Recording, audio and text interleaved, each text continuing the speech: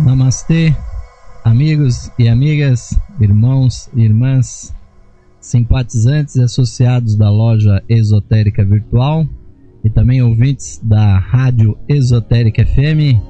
Está se iniciando neste instante mais uma edição do programa Lux Esotérica, que vai ao ar de segunda a sexta-feira, sempre aqui na frequência digital da Esotérica FM. Agradecemos a audiência de todos que durante toda essa sexta-feira estiveram aqui ouvindo a nossa programação musical e que agora irão acompanhar aqui conosco os estudos continuados e comentados de esoterismo, de ocultismo, de teosofia e assuntos ligados à espiritualidade humana que nós estamos tratando aqui no programa Lux Esotérica. Aqui quem está falando, amigos, é Osmar de Carvalho, o coordenador da loja Esotérica Virtual, o portal do esoterismo e da espiritualidade que vocês acessam em www.levir.com.br. E como já está sendo um costume, vamos iniciar esse programa pronunciando o mantra da vida una, trazendo as influências dos grandes seres, dos grandes mestres, da grande fraternidade branca, para que nós possamos ser canais de sua sabedoria para o mundo. Então, recomendamos a vocês, amigos e amigas, se concentrem, se desejarem, fechem os seus olhos e procuremos contactar o nosso eu interno, o nosso eu superior, a fonte da nossa vida espiritual no centro dos nossos corações, e vamos muito silentemente procurar compreender e internalizar o sentido dessas palavras. Ó vida oculta que vibras em cada átomo, ó luz oculta que brilhas em cada criatura, ó amor oculto, que tudo abranges na unidade, saiba todo aquele que se sente uno contigo, que ele é, por isso mesmo, uno com todos os outros. Paz a todos os seres.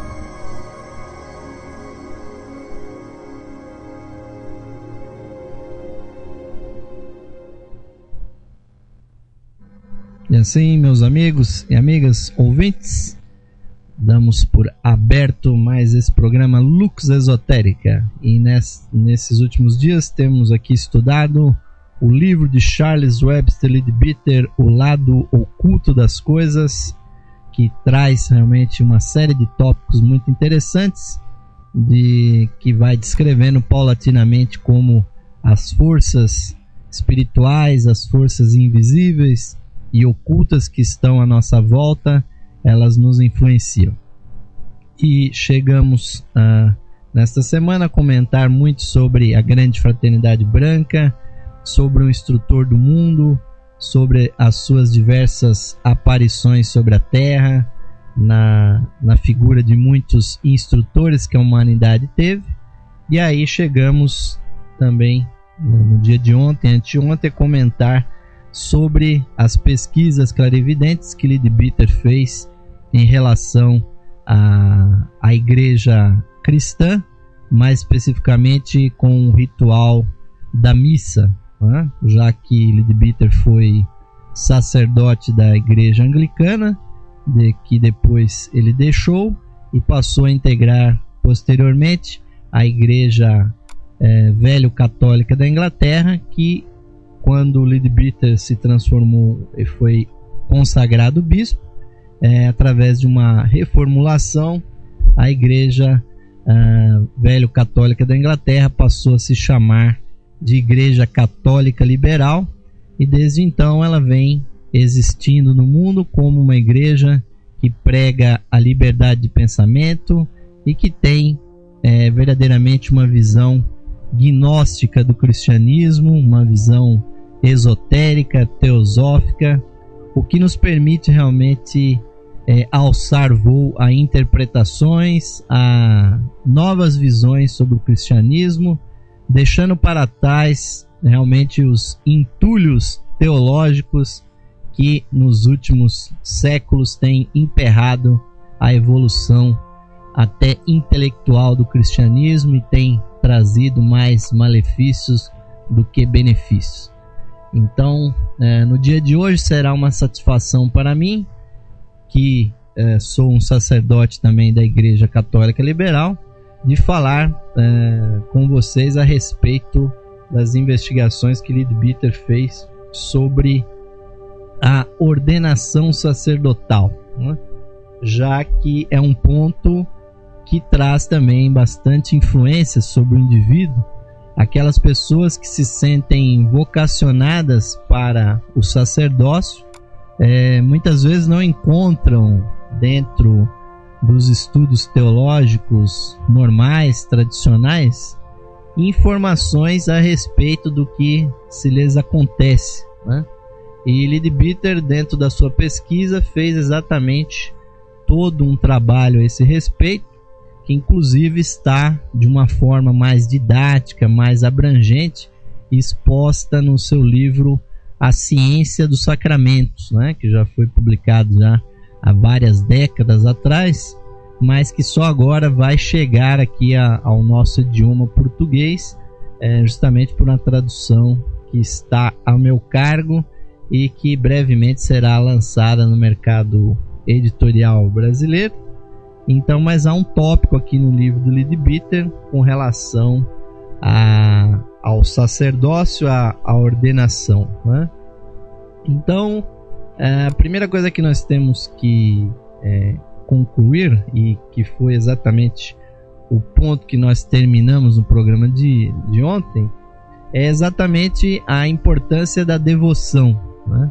Ou seja, o homem vocacionado para o sacerdócio normalmente é uma pessoa que tem elevados pensamentos com relação àquela fonte de todo o poder, de todo o amor, de toda a espiritualidade que nós chamamos de Deus, né? Ou seja, essa pessoa que tem essa grande característica, que tem esse amor verdadeiramente não limitado, um amor que se expande em todas as direções, que reconhece no seu próximo uma expressão da própria divindade, e expressando esse amor como amizade, como compaixão, como devoção, essa pessoa então ela se habilita, né? Se ela obviamente tiver as condições, né, para ser um sacerdote, né? Agora, o lado oculto desse sacerdócio é de que o indivíduo se coloca na posição de ser um agente, né, um verdadeiro médium, um meio para a transmissão de certas bênçãos, de certas energias espirituais para o povo e para todos aqueles que buscam a igreja nos mais diversos motivos que levam uma pessoa a irem até um templo, até uma igreja, uma catedral. Porque obviamente que a pessoa não precisa ser nenhum erudito, não precisa ser nenhum estudante de teologia para procurar uma igreja. Normalmente a pessoa vai porque ela tem a sua devoção, porque ela tem a sua fé, e a fé não é uma coisa baseada na razão, mas sim, como a própria teologia nos diz, né? A fé é a crença, né, naquelas coisas improváveis, mas tão improváveis e tão intangíveis que nós sentimos dentro do nosso ser, que nós confiamos. Então é um privilégio do sacerdote poder estar presente na vida das pessoas desde a tenridade, desde o berço, do batismo, até os últimos dias de uma pessoa, até os ritos de exéquias, os ritos fúnebres que completam, né, o desenlace de uma pessoa do plano material. E passando por toda a vida do indivíduo, a primeira comunhão, se ele leva uma vida dentro dos estudos da igreja, a primeira comunhão, a sua confirmação, posteriormente, se a pessoa ingressa nas ordens sagradas, ela pode passar uma série de ordens, né? Das ordens sagradas, atingindo então o diaconato, né? Que é a primeira das ordens maiores, depois o grau de sacerdote, né? Ou presbítero, popularmente chamado de padre, né? Que na nossa língua portuguesa tem um significado, né, distinto, mas nos países, por exemplo, que falam espanhol, padre é simplesmente pai, né? Como em muitas outras tradições, né, como na religião e nas tradições africanas também, o sacerdote é chamado de pai. Na Índia ele é chamado de Baba, ou também que significa pai, né?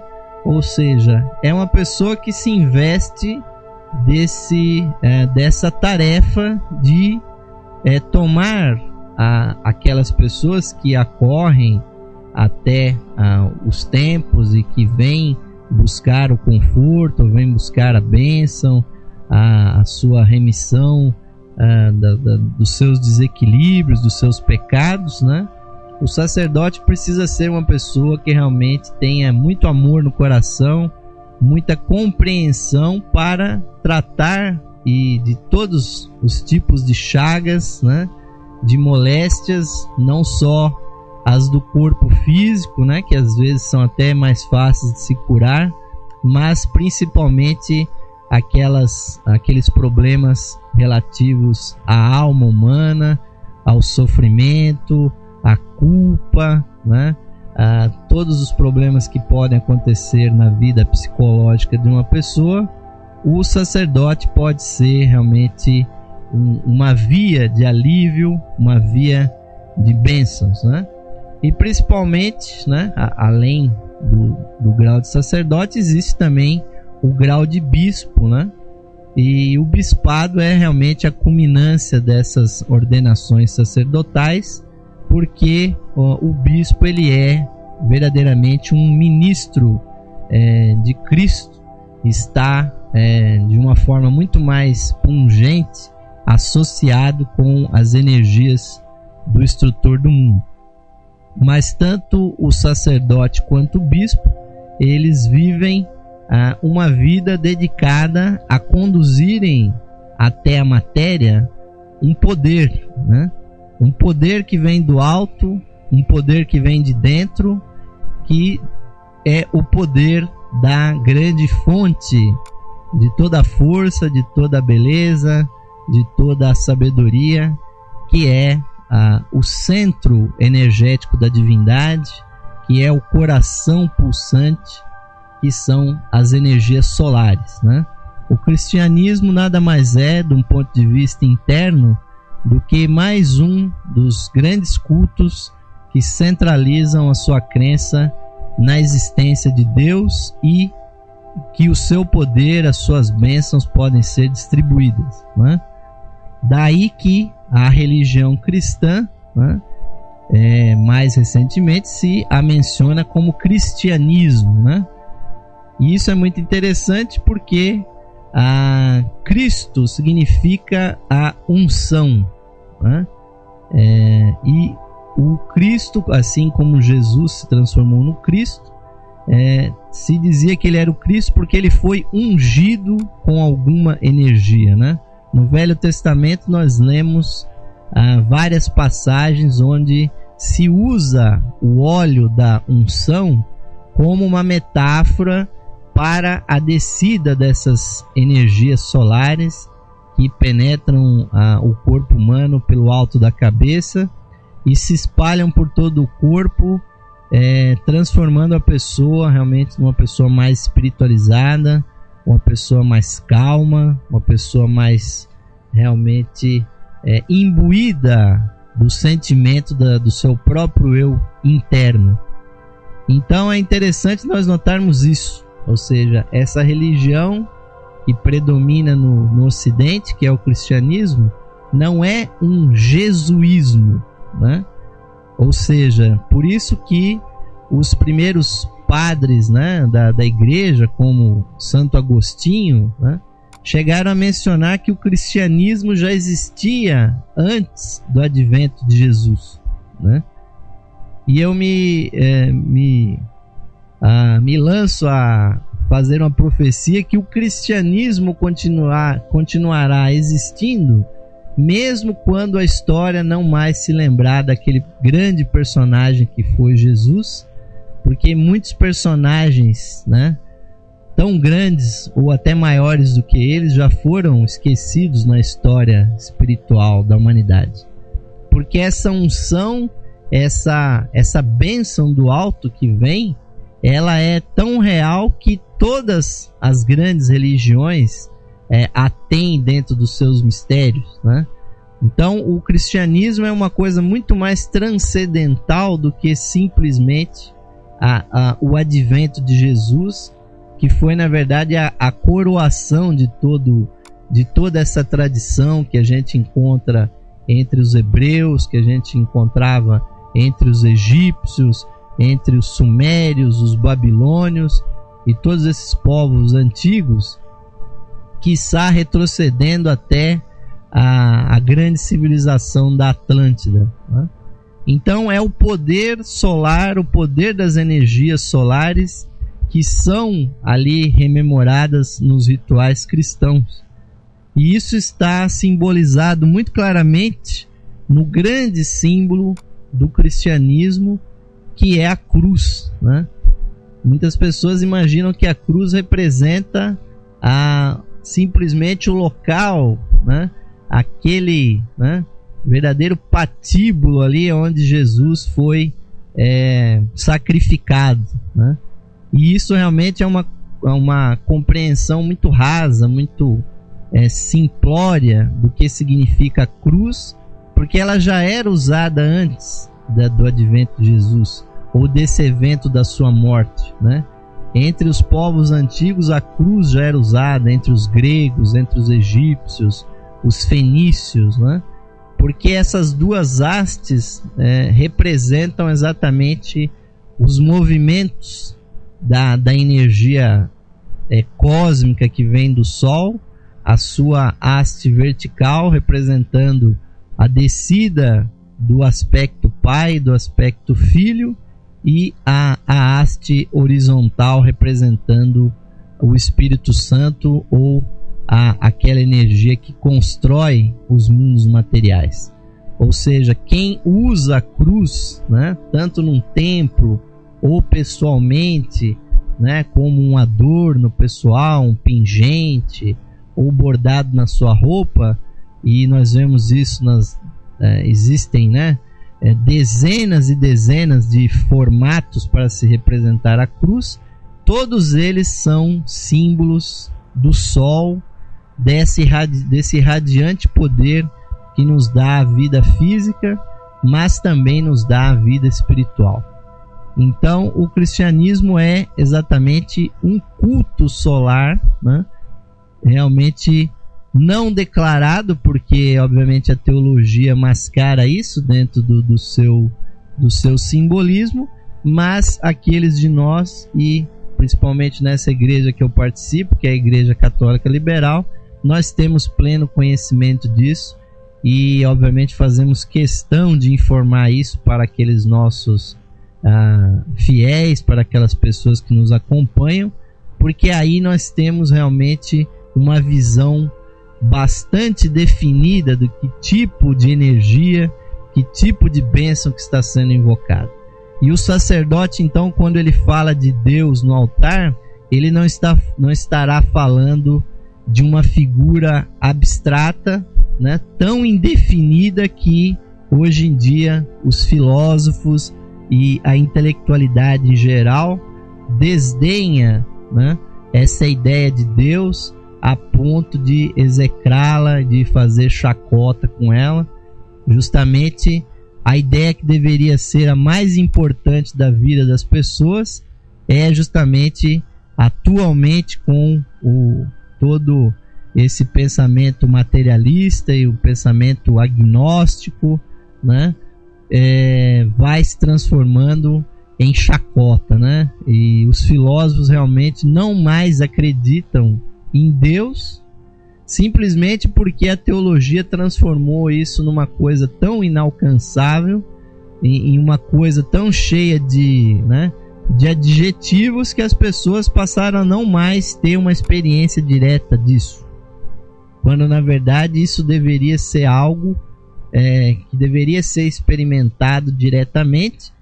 E eu posso dar o meu simplório testemunho para vocês de que essas energias são extremamente poderosas, e realmente não conheço nenhum ritual que mexa com energias tão fortes, tão inspiradoras e tão benfazejas e curadoras quanto são aquelas que são atraídas por meio dos rituais cristãos, dos rituais católicos, né? Então, Leadbeater, dentro da sua pesquisa, ele nos informou que isso tudo que nós estamos falando aqui acontece por meio do sacerdote, como o meio da transmissão dessas energias, né? Então ele comenta, né? Ele diz que o que acontece com esses sacerdotes ele poderia sumarizar em alguns axiomas, né? Que são exatamente esses que nós vamos mencionar aqui para vocês agora, né? Leadbeater diz o seguinte: somente os sacerdotes que foram regularmente ordenados e têm a sucessão apostólica são capazes de produzir aquele efeito da transmissão desse poder solar que nós estamos mencionando. Outros homens que não façam parte da corporação não dispõem da mesma faculdade, pouco importando o grau de bondade, devotamento ou santidade que possam ter.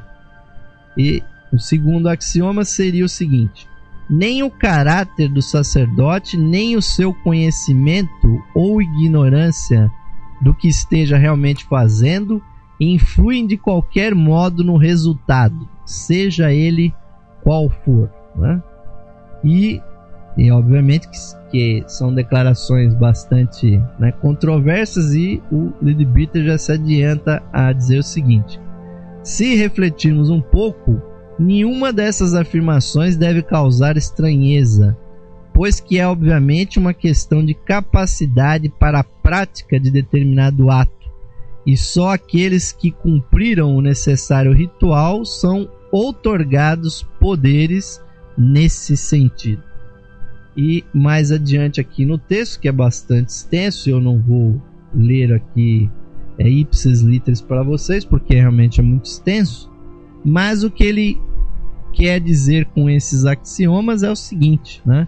Ou seja, existe realmente um poder que é conferido aos sacerdotes, aos bispos, né? Na verdade, de bispo para os sacerdotes, na transmissão desse poder espiritual, né? E também e principalmente de um grande reservatório de bênçãos espirituais que vem sendo alimentado há muitos e muitos milênios por todos os grandes santos, por todos os grandes iniciados, iluminados desse planeta, que tem essa característica do amor e da compaixão. O sacerdote, ele é simplesmente o funil que acessa esse grande reservatório de energias solares e das bênçãos divinas e os conduzem até a Terra. E obviamente que isso inclui, né? Esse poder inclui o desbloqueio de certos centros energéticos do corpo, e isso é feito através do ritual da ordenação e também da apresentação desse indivíduo, né, do ponto de vista espiritual, para aquelas hostes angélicas, as quais são condutoras também dessas bênçãos que vêm do grande instrutor do mundo, né? E nós temos que convir, e pelos estudos também esotéricos, porque tendo o fato de que o anjo ele não ouve nada que acontece no plano físico, né? Ele só pode perceber o que as energias, né? As características das cores desses indivíduos que são sacerdotes, e quando eles estão ali fazendo aquele ritual, os anjos percebem que é um momento de infundir na energia desses sacerdotes essa bênção para que eles possam canalizá-la até o plano material. Daí isso que o Leadbeater menciona, ou seja, de que pouco importa, né, o caráter do sacerdote ou o seu conhecimento ou ignorância do que está realmente acontecendo, né? Porque ele está exercendo um poder, né, uma linguagem de comunicação com os anjos que independe do caráter da pessoa. É realmente como a língua que nós usamos, ou seja, uma pessoa que sabe falar inglês, ela se comunica com outra pessoa que fala inglês ou que fale português, ou a língua em comum dessas pessoas, independentemente do seu caráter, se ela é boa, se ela é má, se ela está pecando ou se ela está na maior das santidades, né? Porque ela simplesmente exerce essa comunicação, né? É óbvio que aqueles indivíduos, aqueles sacerdotes que são realmente santos, que são realmente pessoas devotas, ou até, né, num grau superior, aquelas que têm pleno conhecimento do ritual, do seu significado, de todas as energias que estão sendo conduzidas, ele amplifica, né, e ele magnifica esse resultado, gerando nas pessoas, né, através desse carisma que provavelmente a pessoa possa vir a ter. Ela gera também, o sacerdote gera devoção nas pessoas, ele gera o sentimento de compreensão, o sentimento de paz, né? E tudo isso é descrito como um carisma, como um poder realmente espiritual, né? Daí que muitas pessoas duvidam, né, que sacerdotes que fazem aqueles rituais de forma mecânica, né, ou muitos sacerdotes que são alcoólatras, né, ou que têm uma série de pecados nas suas vidas, né, muitas pessoas imaginam que eles são canais inválidos, né, para essa bênção, né, e isso não é uma verdade, né, porque a verdadeira realidade que acontece é que aquelas pessoas que não foram devidamente ordenadas é que não conseguem fazer aquelas energias serem conduzidas, né? Porque muitas pessoas imaginam que a missa seria apenas, né, uma encenação, né, que qualquer pessoa poderia pegar ali o livro do ritual e mencionar aquelas palavras e as energias espirituais consequentemente fluiriam.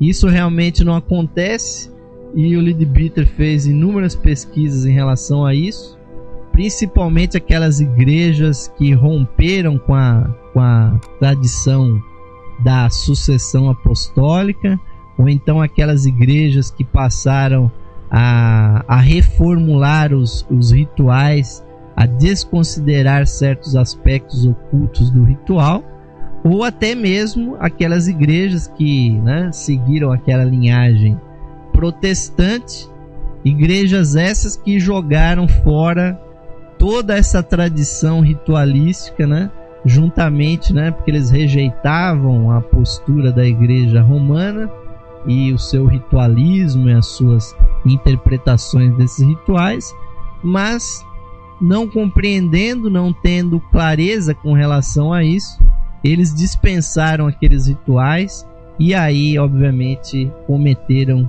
um engano fatal, porque ali naquele ritual está uma tradição tão antiga e tão poderosa que sempre foi um canal de bênçãos para a humanidade, né?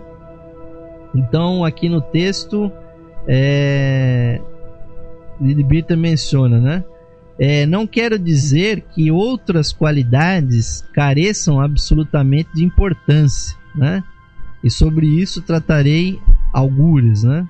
Afirmo, porém, que ninguém pode recorrer àquele reservatório especial a que já me referi sem ter recebido credenciais para fazê-lo, conferidas de acordo com as instruções deixadas pelo Cristo. Porque essa ordenação e esses rituais foram criados e foram iniciados pelo próprio instrutor do mundo, não só naquela vida quando ele esteve com Jesus, mas também em outras e prévias manifestações que ele teve, né? E aí que ele também continua aqui, né? Eis aí, porém, um plano cujo funcionamento até certo ponto é automático, dispondo que determinado ato, se praticado de acordo com os preceitos, constituirá um método admitido para colher e fazer descer a energia, o que pode ser conseguido mediante uma preparação relativamente fácil por aquele a quem tenha sido conferida a necessária habilitação. Para bombear água é preciso um homem forte, mas uma criança pode girar uma torneira. Para fabricar uma porta e colocá-la no respectivo lugar, é preciso um homem forte, mas quando se acha colocada em seus gonzos ou nos seus devidos trilhos, né, uma criança também pode abri-la, né?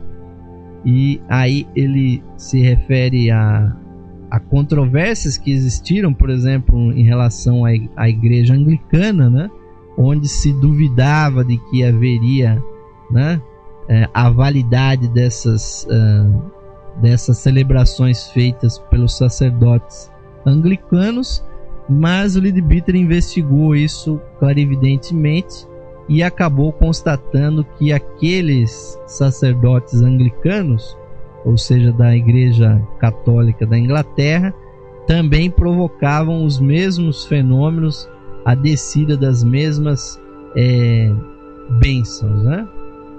E outro ponto que muito o interessou, né, a Leadbeater, foi diligenciar, descobrir até onde a intenção do sacerdote, se alguma intenção houvesse, influía no resultado, né? E ele menciona: encontrei na igreja romana muitos padres que se conduziam mecanicamente, por assim dizer, na cerimônia, e como uma obrigação diária, sem nenhuma ideia precisa sobre a natureza do ato, mas fosse por uma questão de veneração tradicional ou de hábito inveterado, parecia que eles, no momento da consagração, como que adquiriam consciência desse ato e aí provocavam a descida das bênçãos. E aqueles que são clarividentes percebem também a presença dos anjos naqueles rituais, os chamados anjos da presença, que juntamente com o sacerdote são aqueles que realmente trazem aquele raio do segundo aspecto da divindade, que consagra e que transubstancia aqueles elementos, né? O pão ázimo que se constitui na hóstia, e o vinho ou o mosto, né, o suco de uva, que também é abençoado no altar. Porque naquele instante, ao descer essa bênção, o duplo etérico, ou seja, aquela contraparte energética dessas substâncias, elas são substituídas, né? Daí o termo transubstanciação, porque elas são levadas a uma transformação, a uma substituição da sua natureza energética, passando realmente a serem o corpo do Cristo, ou seja, o corpo, a encarnação da energia do segundo aspecto da divindade, que faz com que esses elementos sejam então elementos consagrados, e ao serem consumidos, né, dentro de um ritual que exige, obviamente, muita reverência, que é aquele momento da comunhão com a hóstia, com o pão e com o vinho. A pessoa então tem a oportunidade de reencontrar, né, de uma forma que vem do exterior, a mesma energia que ela tem dentro dela, porque a nossa chispa divina, que jaz brilhante no nosso coração, ela tem também essa mesma natureza. Mas pelo fato dela estar, né, enterrada dentro do âmago do nosso corpo e, obviamente, encapsulada por, né, inúmeras e inúmeras capas, né, de preconceitos, de emoções, de ideias, né, e tudo que a gente leva dentro do nosso ser, nós realmente não percebemos essa divindade que está em nós. Então aquele ritual é um momento único, onde toda essa bênção desce do alto e o ser humano então pode exteriormente perceber uma vez mais que há uma coisa transcendental no universo, que é essa energia do segundo aspecto de Deus, né? O aspecto filho, que é também a natureza da nossa consciência, que é a natureza do amor divino e que encontra ressonância no nosso ser.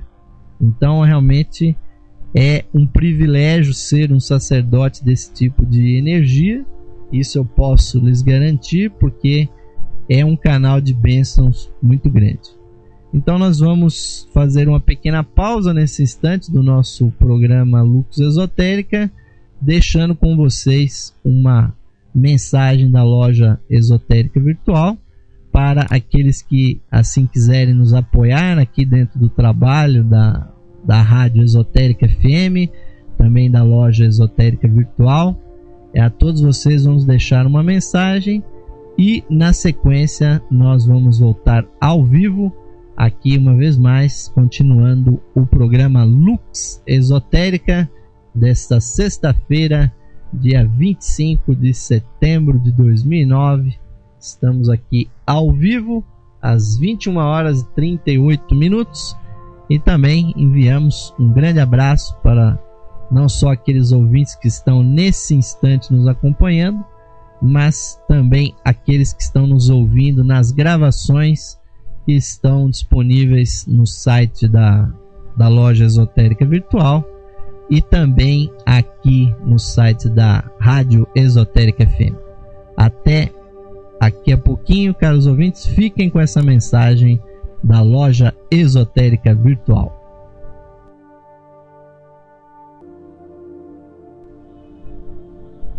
E retornamos ao vivo, amigos e amigas ouvintes aqui do programa Lux Esotérica.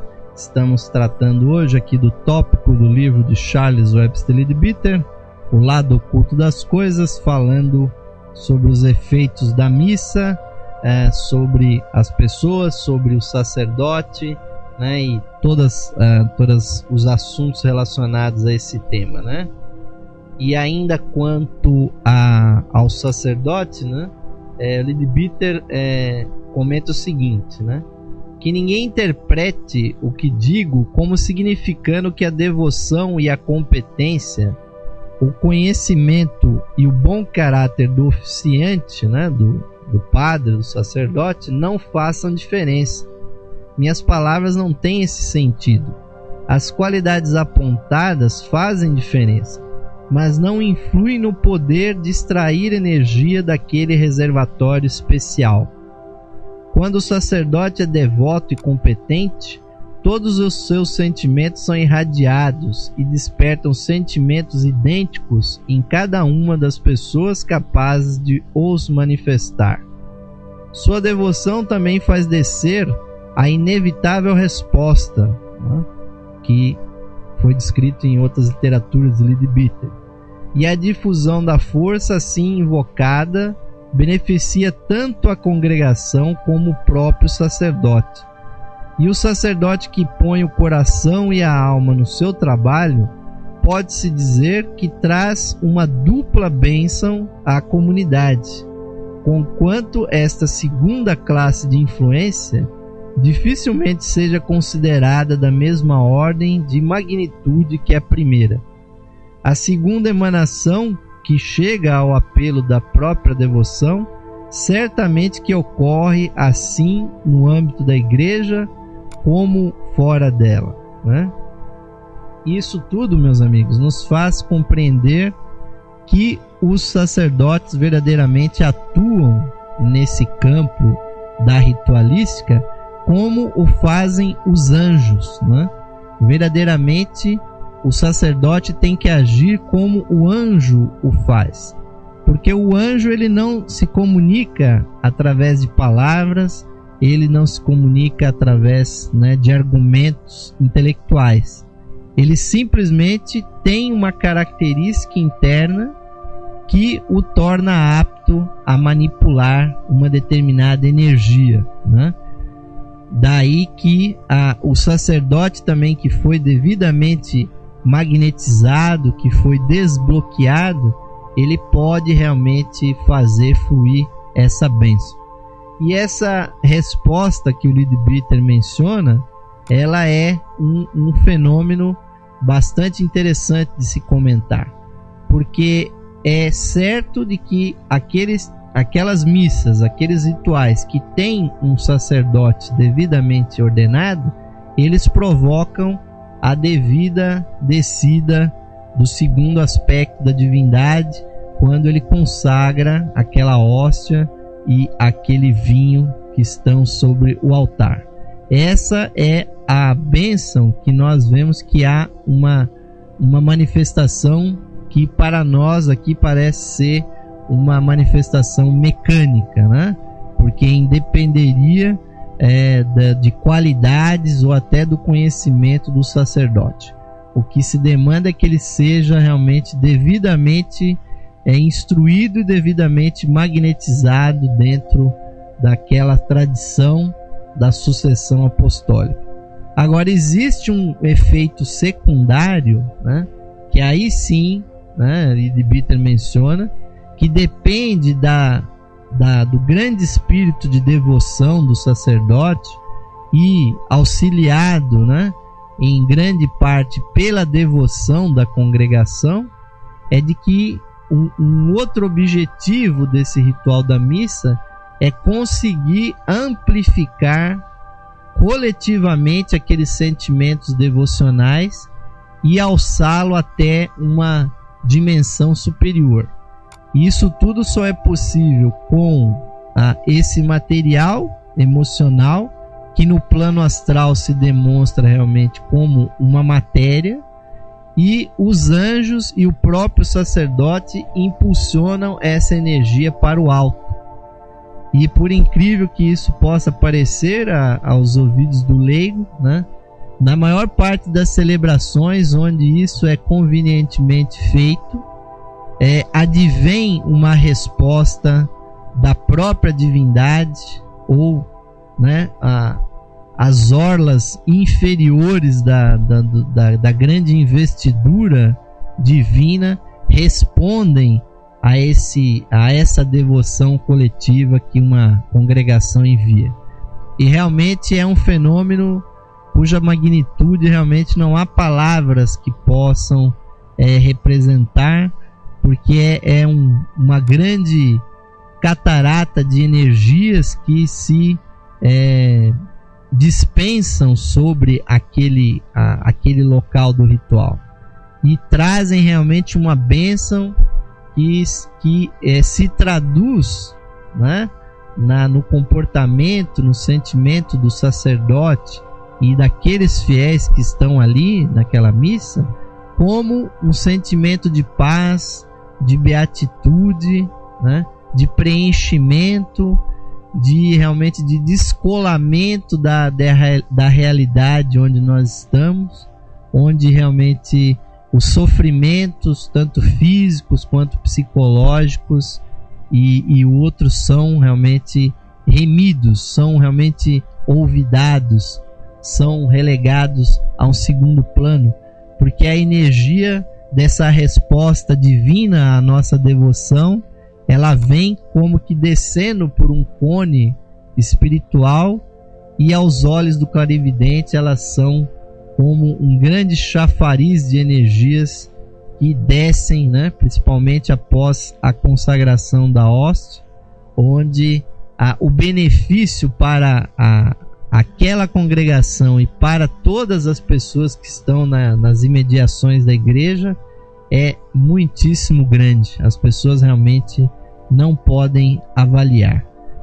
E para o sacerdote, né, não que especificamente ele entre dentro dessas ordens buscando um benefício próprio, é evidente de que ao passar por toda essa ritualística, ao exercer esses poderes solares, os princípios espirituais do sacerdote também são despertados. Ou seja, aquilo que nos une à divindade, que é a correspondência dos aspectos Pai, Filho e Espírito Santo, da grande trindade do nosso sistema solar, que tem correspondência com a nossa trindade, que os hindus chamam do Atma, Buddhi e Manas, né?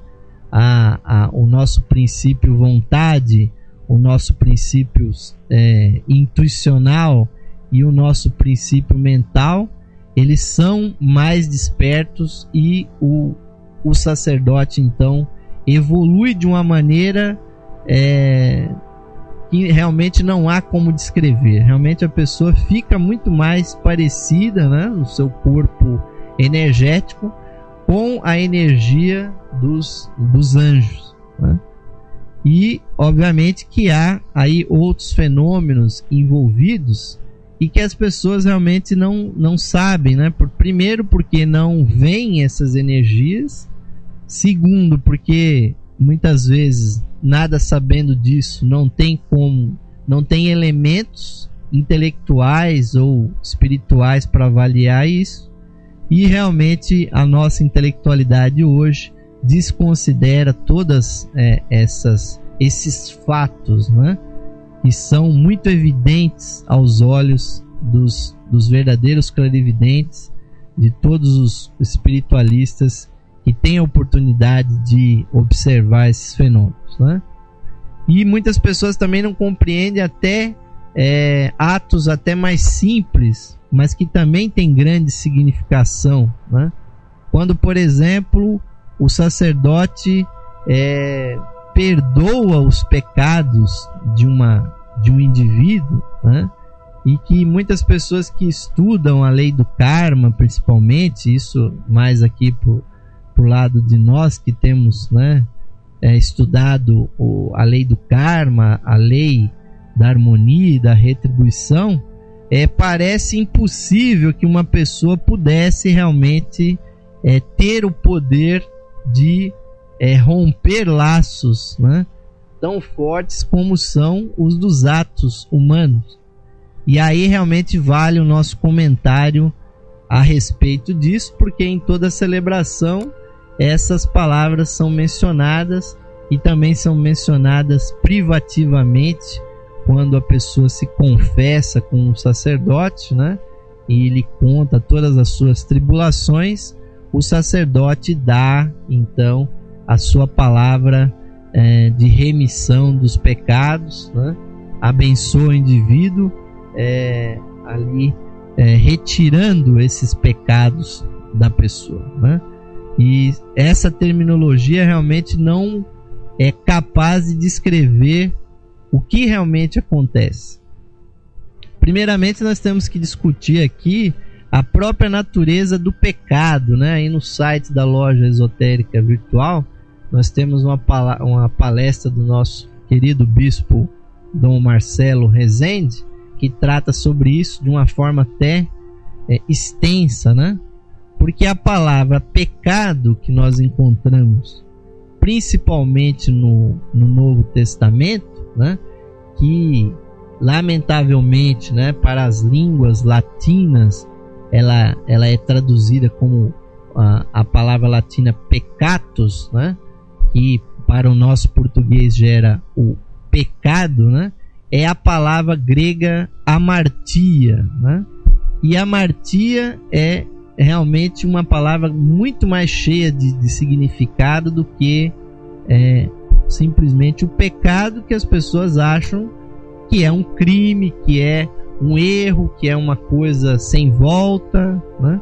Amartia simplesmente era uma palavra usada pelos gregos para indicar o erro de uma trajetória, né? Um desvio da trajetória, né? E isso era usado, inclusive, a palavra amartia pelos gregos, porque o Novo Testamento surge, né, nas suas primeiras versões em grego. Então a palavra que está lá para o pecado é amartia, e nós temos que pensar como os helênicos, ou seja, como os gregos usavam essa palavra, né? Eles usavam amartia inclusive para descrever nos esportes, né, nas Olimpíadas, como eram arremessados os dardos, né, e outros problemas de balística, que quando esses objetos eram lançados se desviavam, aí eles usavam a palavra amartia. Ou seja, o pecado, meus amigos, ele não é realmente um crime ou, né, algo irreversível, algo que nós não possamos lidar com ele. E há frases realmente trágicas na Bíblia, né, que realmente causam sofrimentos até intensos na psique das pessoas, quando se lhes informa ou a pessoa chega à conclusão, né, ao ler, por exemplo, uma passagem bíblica que diz que o salário do pecado é a morte. Aí a pessoa realmente já se imagina danada, né, para o resto da eternidade, porque ela cometeu ou infringiu em um dos 7 pecados capitais, ou então os judeus que tinham lá as suas 600 e tantas regras também se imaginavam impuros ou condenados porque não conseguiram cumprir muitas daquelas regras que, na verdade, muitas delas eram até regras de higiene, regras de convenções sociais, de convivência, que nada tem a ver com a espiritualidade. Porque até essa frase que diz que o salário, né, ou seja, o resultado, né, do pecado, e aí se nós colocarmos a palavra amartia como ela deve ser verdadeiramente compreendida, né, ou seja, o resultado do desvio ou de percorrer uma trajetória errada é a morte, né? Ou seja, porque se nós estamos numa estrada e ela tem o leito ali carroçável, né? Ou seja, onde o carro deve andar, e você resolve ir pelo acostamento e quem sabe até cair pelas ribanceiras, obviamente que você pode morrer e, ou seja, errar a trajetória pode levar realmente à morte. Isso é verdade tanto do ponto de vista físico como, né, do ponto de vista espiritual. Mas aqueles de nós que já avançaram na compreensão da lei do karma sabe que nada é, né, definitivo dentro desse mundo de energias, porque a lei da ação e reação, a lei da harmonia cósmica, ela irá nos trazer, né, irá nos retribuir aquilo que nós tivermos plantado, né? Ou como diz uma outra passagem bíblica, aquilo que nós plantarmos, isso nós colheremos, né? Ou seja, a semeadura é livre, agora a colheita é obrigatória. Daí que realmente um sacerdote ele não pode, né, evitar que uma pessoa receba a retribuição dos seus pecados, ou receba tanto as más como as boas retribuições que o universo irá fazer aos seus atos. O que é a função realmente do sacerdote é de corrigir a trajetória, né? Daí que realmente ele redime os pecados, ou que se menciona na teologia de que Jesus havia pago ou remido os pecados ou retirado os pecados do mundo. E se nós realmente usarmos os termos corretos, ou seja, realmente ao trazer toda aquela sabedoria, ao definir para o mundo o verdadeiro caminho, ele obviamente indicou o caminho correto, e aí ele corrige a trajetória das pessoas. Ou seja, os pecados, né, eles trazem os seus resultados para nós. O sacerdote não tira isso. O que ele faz é realmente colocar a pessoa de novo no caminho, e principalmente isso acontecia muito mais no passado, onde não existiam os psicólogos, não existia o aconselhamento, né, profissional nessa área, né, da alma, do espírito, né? O sacerdote, o padre, né, o pajé, ou seja, qual for a tradição que a gente trata, ele era o psicólogo ali da comunidade. Então o que o psicólogo faz? Ele precisa unir, né, aqueles conteúdos que a pessoa joga para o inconsciente, que a pessoa joga para debaixo do tapete, eles precisam ser trazidos à tona, né? Assim como o psicólogo, né, e o psiquiatra, eles, né, ou o psicoterapeuta fazem a pessoa falar dos seus problemas, esses problemas são assim iluminados, né? Eles são focalizados pela mente do indivíduo, né? Daí a existência da confissão. E quando então o sacerdote dá aquela bênção, assim como eu tenho esse privilégio de fazer nas minhas celebrações, eu tenho plena consciência que está sendo invocada uma energia ali, uma energia divina, que permite a pessoa reconsiderar aqueles atos, e aí uma vez mais atingir uma integridade dentro da sua consciência, para que ela não mais fique se martirizando ou sofrendo com aqueles atos que ela perpetrou. E agora o que é interessante é que a pessoa realmente esteja consciente, ou através dos seus estudos, ou o sacerdote também deveria informar para a pessoa que aqueles atos realmente irão trazer coisas para ela, né? Ou como diz uma outra passagem das escrituras, né, que as desgraças, né, né, as desventuras, né, elas irão haverão de vir, né? Agora, ai daqueles pelas quais elas virão.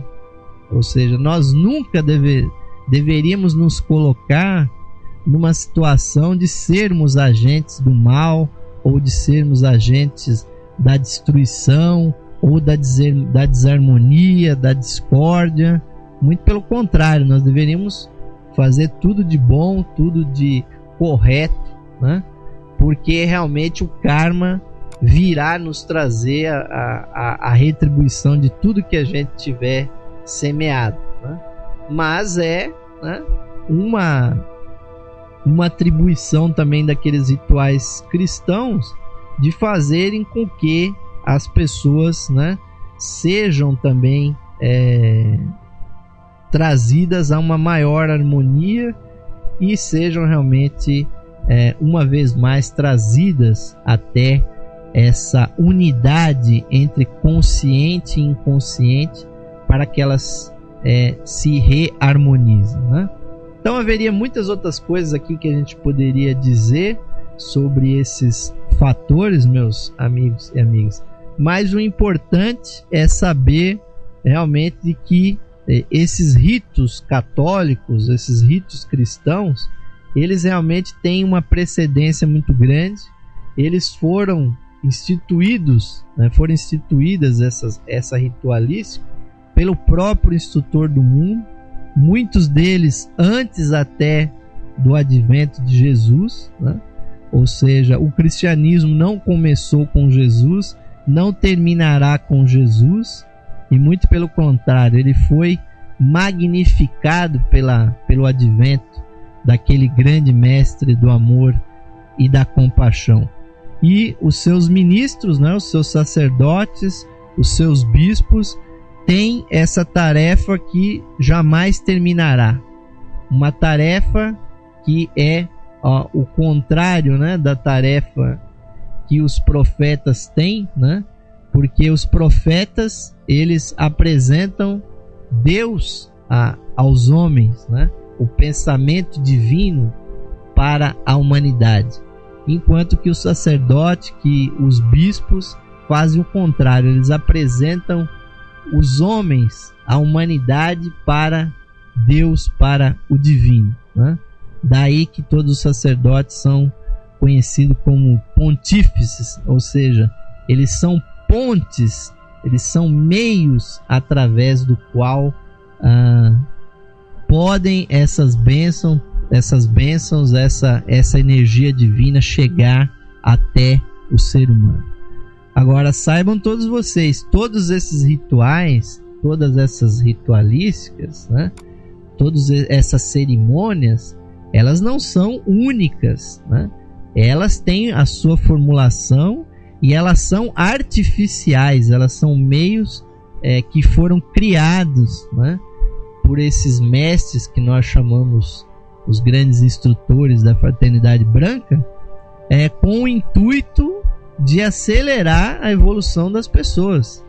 Agora, se a pessoa não for batizada, se a pessoa não frequenta a missa, se a pessoa não comunga, né? Isso obviamente não influi, não corta de maneira alguma a evolução da pessoa. Existem outras religiões onde o Espírito Santo também se manifesta, religiões que têm também os seus mistérios, né? Muitos deles nós vamos comentar ainda no estudo desse livro, né? Ou seja, a oportunidade que existe nesses rituais, né?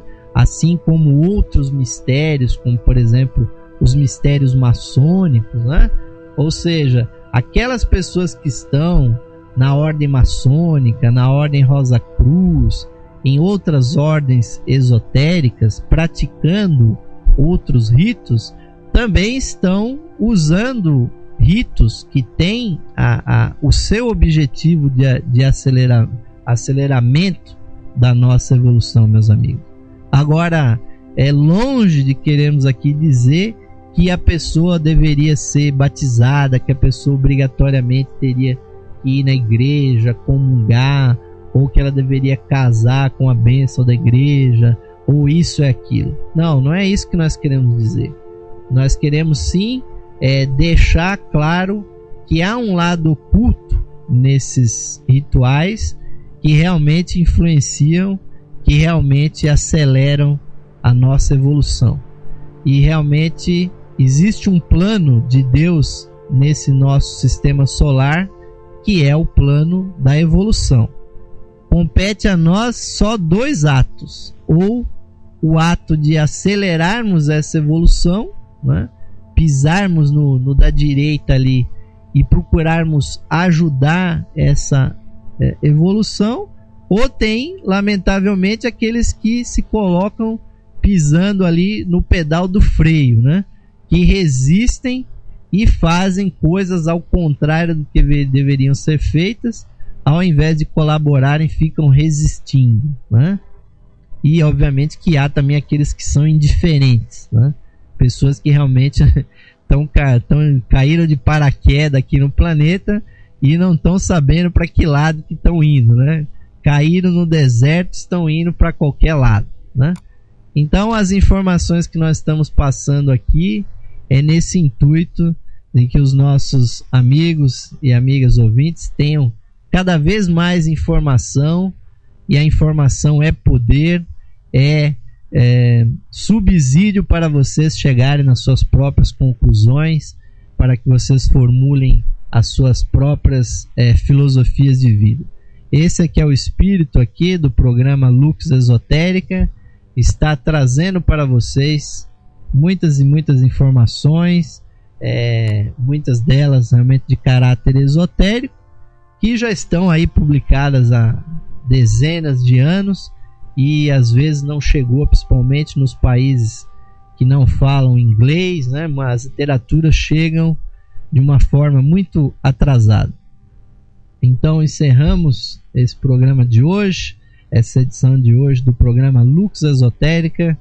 Muito agradecido pela presença de todos vocês que estão nos acompanhando, que estão aí dando o seu feedback, estão mandando e-mails para mim, mencionando da alegria de poderem estar aqui acompanhando à distância esses estudos, muitas vezes em cidades afastadas dos grandes centros, onde não existem lojas ou lojas maçônicas ou lojas teosóficas ou ordens esotéricas, onde elas possam estudar esses temas, e também a comodidade de vocês estarem aí junto aos seus familiares, nas suas casas, e sempre aqui de segunda a sexta-feira às 9 horas da noite a gente abordar esses assuntos que realmente nós sabemos que é uma luz que brilha na escuridão, trazendo realmente alento para as nossas vidas espirituais nessa nossa longa caminhada rumo à evolução. Então agradecemos a oportunidade que vocês nos dão de estarmos aqui, agradecemos aqueles que estão nos apoiando, se associando na loja esotérica virtual, criando condições materiais para que a gente possa continuar essa tarefa de levar tudo isso para vocês, criando condições para que a Rádio Esotérica FM esteja aí no ar, trazendo sempre a harmonia, a beleza musical, sempre com interatividade. Então vamos encerrar esse trabalho, como sempre também, como já está se transformando nessa tradição desse programa, mencionando o mantra do ser interno, um mantra que nos religa com a nossa natureza mais profunda. Então convido a vocês, amigos e amigas que estão nos acompanhando, para fecharem os seus olhos, buscarem uma vez mais a conexão com o seu ser interno, com aquela luz que brilha intensamente no centro dos seus corações. Vamos apaziguar o nosso ser, respirando profundamente e procurando compreender, internalizar e realmente internalizar o mais profundo possível o sentido dessas palavras. Mais radiante do que o sol, mais puro que a neve e mais sutil que o éter, é o ser que habita o nosso coração. Esse ser sou eu. Esse ser somos nós, unidos a toda a vida manifestada no universo. Paz a todos os seres.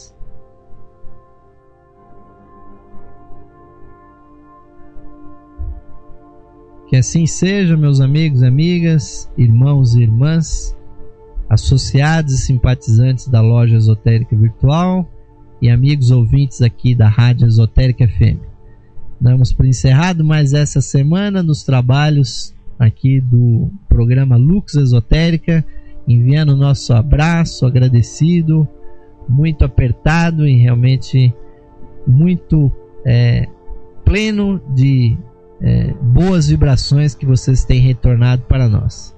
Agradecemos e fazemos votos, esperamos que nós possamos estar com vocês uma vez mais na próxima oportunidade, sempre com muita saúde, com muita paz, com muita luz e com muita harmonia musical que também está sempre presente aqui na Rádio Esotérica FM.